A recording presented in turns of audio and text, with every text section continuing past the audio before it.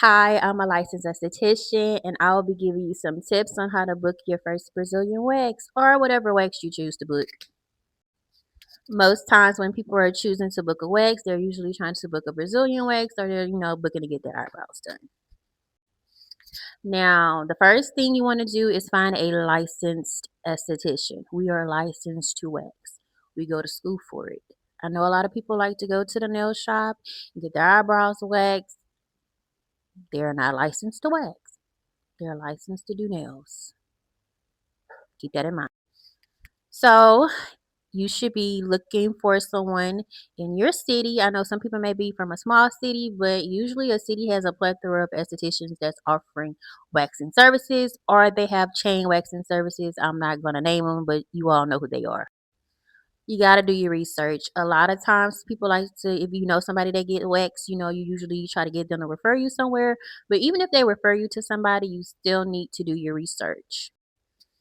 Make sure whoever you choose has a booking site. They should have a booking site. Make sure you look through their booking site, look at the policies, make sure you read everything top to bottom so you're not surprised about anything. Make sure you know the full price of your wax. Make sure you know the full price of your wax and how that person wants to be paid. Make sure you also are filling out any consent forms that you need to fill out, and make sure that you know the address because you want to be on time. I know some people like to send an address day of. I don't like that.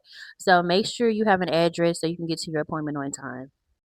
I also like to make sure people know to you can look up videos about waxing. Make sure you know what you're signing up for. I don't like to say waxing is painful. I like to tell my clients it's uncomfortable. So yes, there is an aspect of being uncomfortable with a wax. You're ripping hair from the root. So yes, it's gonna be some pain. But I don't like to say pain. I just like to say it's gonna be uncomfortable. Also, with the businesses and licensed estheticians, you want to make sure you go and check their social media pages. You want to look at those comments. You want to look at those tags. And you want to also go online and look at reviews. You want to look at Google Yelp reviews. You want to look at reviews that's on their social media pages. You want to make sure that that's a safe environment for you and that you feel comfortable. And you want to get familiar with if they have any late policies, any fees, any cancellation fees. You want to make sure that you are familiar with that. So in case you need to reschedule, in case you need to be late, you want to make sure that it's not a surprise for you. But basically booking a wax is super easy.